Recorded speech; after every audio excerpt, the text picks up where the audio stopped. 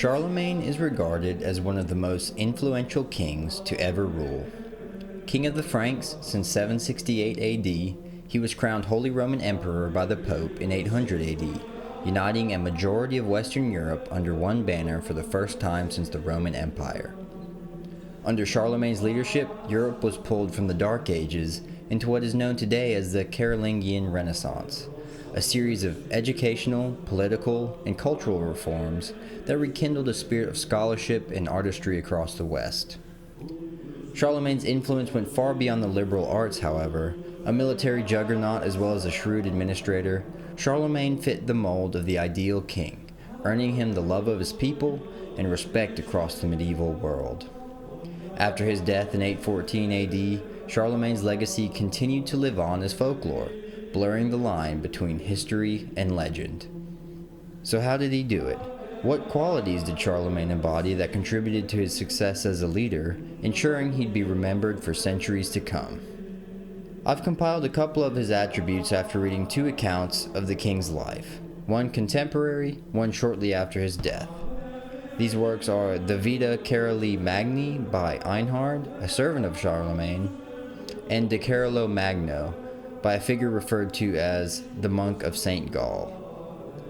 Though the accuracy of some tales remains questionable, these accounts illustrate a strong and charismatic, yet humble and charitable figure with the zeal for learning and piety.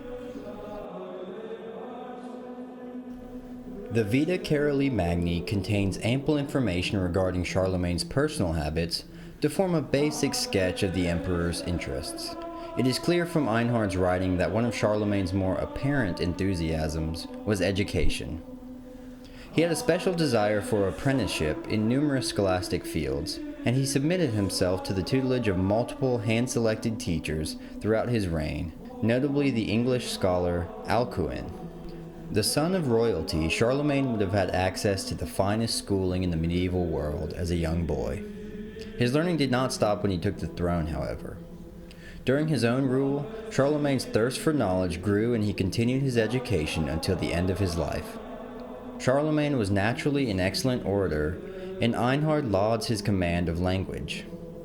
Einhard writes, "He was so eloquent, indeed, that he might have passed for a teacher of eloquence." In addition to language, he studied grammar, rhetoric, dialectic, and astronomy. The king attempted writing very late in his life. According to Einhard, he used to keep tablets and blankets in bed under his pillow, that at leisure hours he might accustom his hand to form the letters. Despite his best efforts, however, he never fully cultivated this skill. At mealtimes, he often listened to readings of histories and the great deeds of men of old. Einhard claims that the king had a special affinity for St. Augustine's writings, and in particular, the City of God.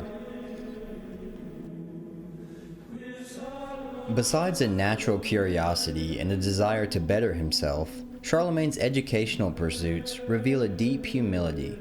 Considering he was at the apex of the medieval hierarchy, lowering himself to the status of pupil and acknowledging his limitations is praiseworthy. This genuine humility certainly contributed to his popularity in his own day and his legendary status afterward. Our other source, De Carolo Magno, contains multiple tales exhibiting Charlemagne's humble nature, including a story of the emperor performing public penance for an unfortunate blunder involving a deacon's death by spider bite. The Monk of St. Gall writes, "For while the deacon was reading, a spider came down from the ceiling by a thread, hooked itself on the deacon's head, and then ran up again. The most observant Charles saw this happen a second and third time, but pretended not to notice it, and the clerk, because of the emperor's presence, dare not keep of the spider with his hand, and moreover did not know that it was a spider attacking him, but thought that it was merely the tickling of a fly. So he finished reading of the gospel, and also went through the rest of the office, but when he left the cathedral he soon began to swell up, and died within an hour. But the most scrupulous Charles, inasmuch as he had seen this danger and had not prevented it, thought himself guilty of manslaughter, and did public penance." This peculiar tale is almost certainly fiction, However, it does show us that this sort of behavior, performing public penance, would not have been out of character for Charlemagne. This account was written a few decades after his death, the writer pulling from existing sources or hearsay, so Charlemagne's reputation of taking ownership of his mistakes must have been firmly established at this point. Charlemagne's curiosity for knowledge, along with a humble attitude, allowed him to learn from his tutors and improve himself even as he was a powerful king. His legacy shows that there's never a peak we reach which permits us to stop learning or recognizing our faults. In reality, it may be the opposite. As we progress socially, intellectually, and spiritually, it becomes more prudent to identify our limitations and learn from those who have mastered areas of life that we have not. Thanks for watching this video. Please like, comment, and subscribe if you'd like more. Also, please check out our website at thinkingwest.com for more content like this. And as always, read on.